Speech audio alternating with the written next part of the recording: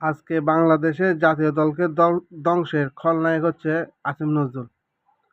তা- তার আশা পূরণ হয়েছে। আর কিছু হোক না হোক, তার আশা পূরণ হয়েছে।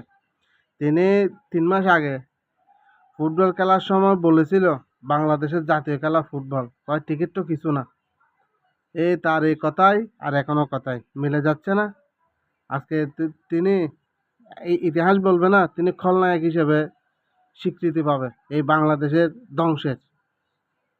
আজকে আমি বলে গেলাম, এখন যদি আইসিসি যদি কয় সম্প্রচার জরিমানা দিতে হবে, তারপর নিষেধাজ্ঞা দেয়, এই ড্রাইভার কে নেবে? এই ড্রাইভার আসিফ নজরুল থেকে নিতে হবে। আসিফ নজরুল থেকে নিতে হবে ড্রাইভার। আজকে যে বাংলাদেশ ভারতের কাছে যেহেতু ফাটাইতেছে না বিশ্বকাপ না খেলার জন্য, এই এর পরিণতি যে কি হবে ভবিষ্যতে বলে দিবে না। এর পরিণতি কি হবে আজকে আমরা বলে গেলাম। আমাদের কথা এখন কাজে লাগতেছে না, যে দেখবেন যে 2 বছর অনেক পরে কাজে লাগবে। আজকে এই পরিস্থিতি, এই তার রাজনীতি স্টানবাজির কারণে আজকে জাতীয় দলটাকে ধ্বংস করে দিয়েছে। আজকে দুর্নীতি, লুটপাট সব আইসিসির কাছে জমা আছে না। আইসিসির কাছে জমা আছে না। বাংলাদেশের টিকিট কি হয়, জিম্বাবুইয়ানদের এই কেনিয়ার মতন পরিণতি ভোগ করতে হইব আজকে এক আসিফ নজরুলের কারণে। আসিফ নজরুলের কারণে সমস্যা, যে অযোগ্য লোকের যোগ্যর পদ দিলে এরকমই হয়।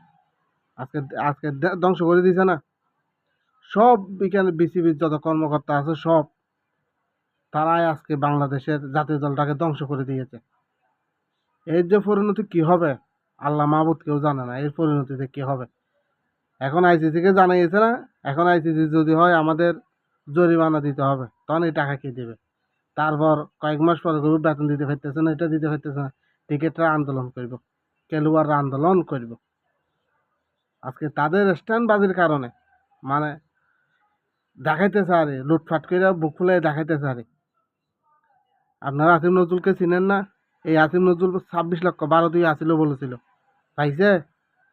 পাইছে?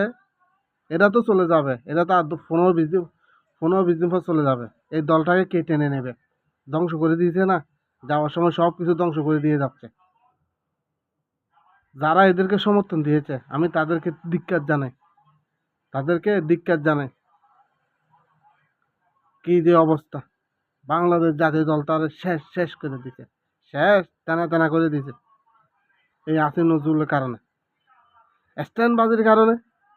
আর যারা এখন যেসব মিডিয়ায় আসিফ নজরুলকে বাহাবা দিচ্ছেন, তাদের কাছে একটাই কথা অনুরোধ, আপনারা একজন একজন চাপাবাজকে সমর্থন করছেন।